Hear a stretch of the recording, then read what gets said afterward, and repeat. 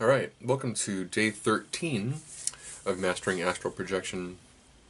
The first thing I wanted to cover was, there's a spot in the book where they talk about kind of preparing for the out-of-body experience, and one of the important things to mention is that the body actually goes to sleep. It's a feeling like, well, they talk about paralysis, body paralysis, and there are a lot of people that talk about when they wake up, they realize that the body is frozen. They can't do anything with it. They can't roll it over. They can't move it. Sometimes it causes a state of fear. What's happening is that the body double, which is the consciousness that's going to move into the out-of-body experience or move into the extended body, that consciousness is not the same consciousness that's laying in the body sleeping. And sometimes what happens is there's a split where that consciousness that's moving out of the body doesn't know what's happening. And this is part of the ability to move from the extended energetic body and have awareness of what's actually taking place. So being prepared for that experience requires that the body actually be asleep, and then once you move into that other consciousness, you'll realize what's happening.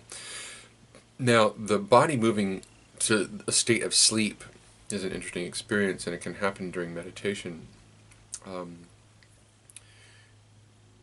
The body feels incredibly heavy, and you have a very subtle disconnect from the feeling of what the body's doing with your consciousness. So, one of the things that's important is that you always keep your eyes closed. There's another thing that they were talking about here. Let me grab it really quick. Oh, and no body movement. So, keeping the eyes closed is very important. Just the slightest crack of light through the eyes will actually shift you out of the state of relaxation and inner focus that you need. And when you have a feeling of the body going to sleep, or that you're having a sinking feeling, or your consciousness is ready to leave the body, don't move the body and try and propel your consciousness out of it. That will actually have the opposite effect. It'll wake you up. So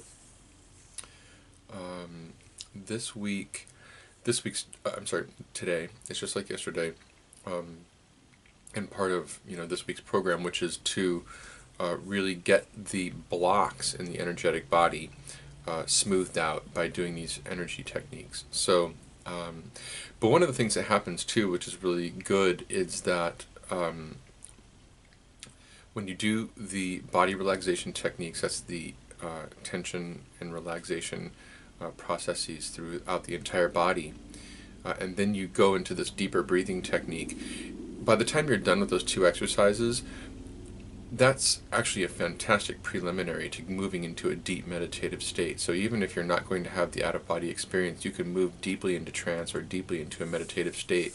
I'm actually really enjoying these because in fact today was an extremely great day for me, because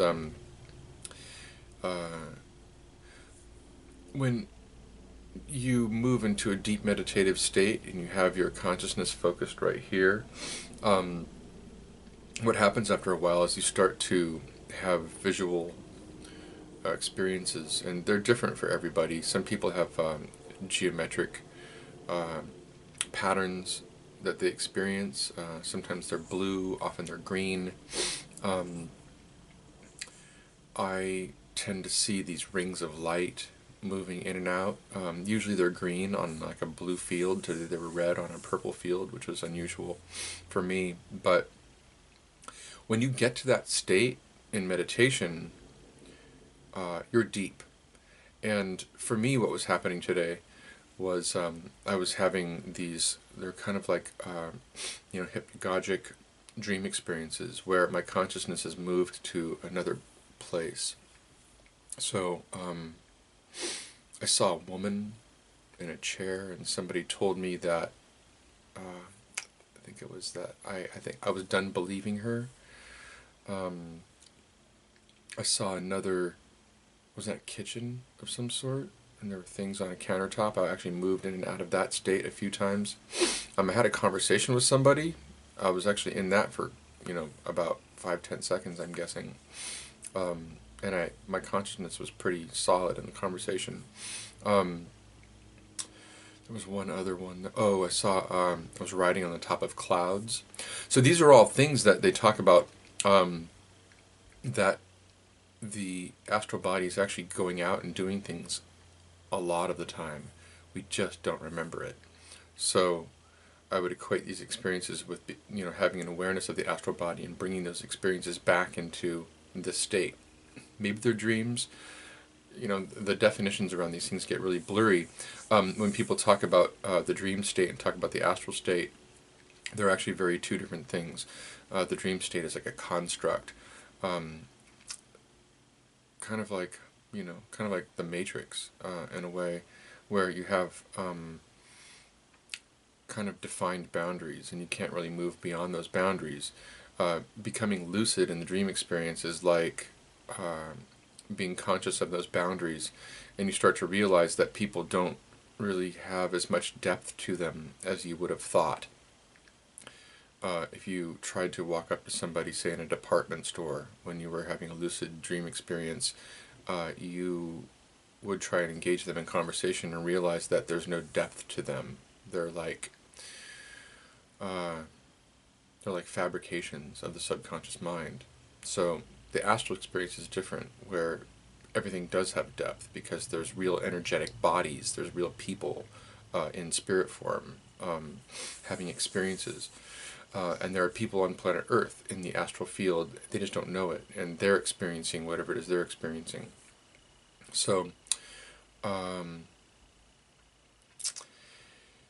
the other exercises, again, the optional leg work, but at least 5 minutes on the bounce. Optional arm work, but at least 5 minutes on the bounce. Doing the spinal bounce, but then doing the full body bounce.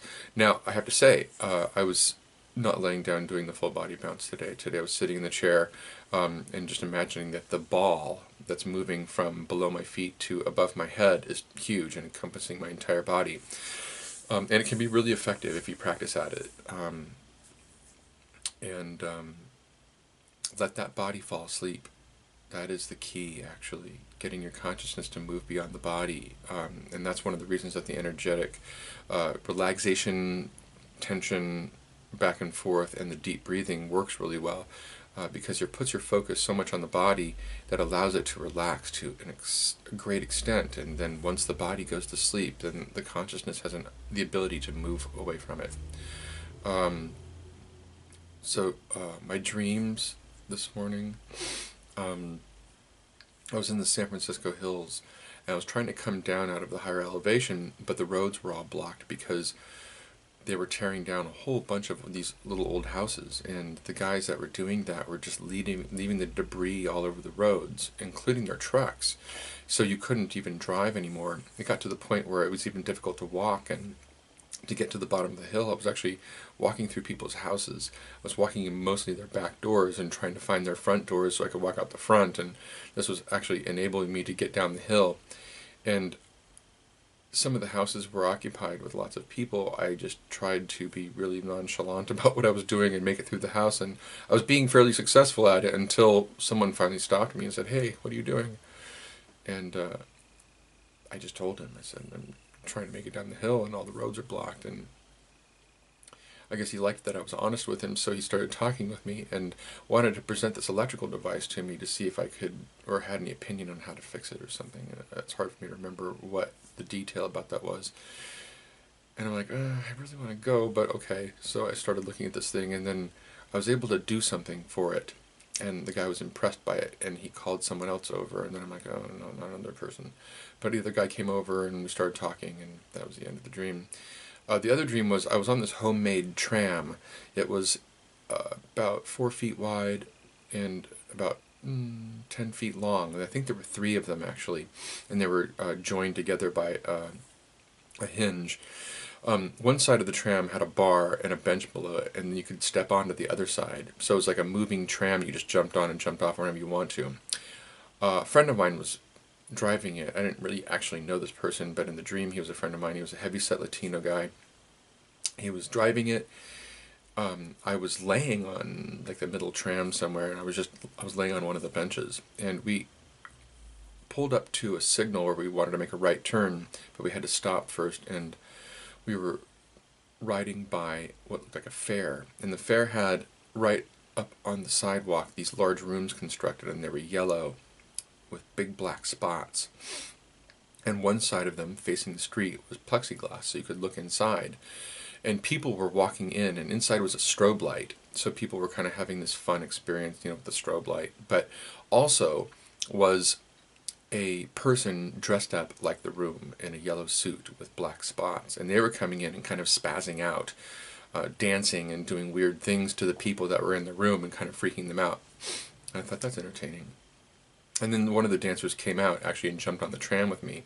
It was getting me to dance with them, and I didn't get up. I was laying on this bench, so I started moving my legs in the air like I was dancing, and I was kind of dancing upside down. I don't know why. Anyway, the guy that was driving the tram decided that he was going to go to a booth or something, and I'm like, oh, where's he going? We gotta go. This light's turning green. And so I willed the tram to move forward, and I started riding up the street, and then I looked over and I saw my friend at one of the booths, and I gave him a thumbs up. So that was my dream. I was equating the first dream, the houses that I was walking through, as my healing practice. That these are like people that I'm helping, and I'm moving into their lives through the back door, and then moving out the front door, and I'm trying to get down the hill in the same way that I'm trying to bring healing to people. And then somebody stops me. So this is like the consciousness where somebody stops me and says, well, what are you actually doing? And I'm trying to explain it to them. So I don't know what the tram thing was about. So, okay. I think that's it.